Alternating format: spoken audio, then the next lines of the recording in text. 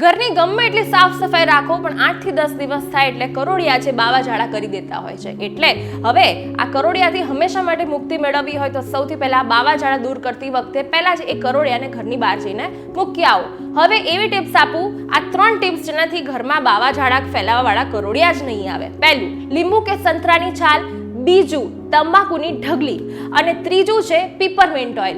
ખૂણામાં તમારે આ 3 વસ્તુ છે એ તમારે રાખી દેવાની છે. પીપરમેન્ટ ઓઇલ છે સ્પ્રે બોટલમાં સહેજ પાણીમાં 2 થી 3 ડ્રોપ્સ પીપરમેન્ટ ઓઇલ નાખી અને તમારે એને સ્પ્રે કરી દેવાના છે. આ ટિપ્સથી કરોડિયા ઘરમાં જ નહીં આવે તો પછી કરોડિયા કઈ રીતે ફેલાવશે?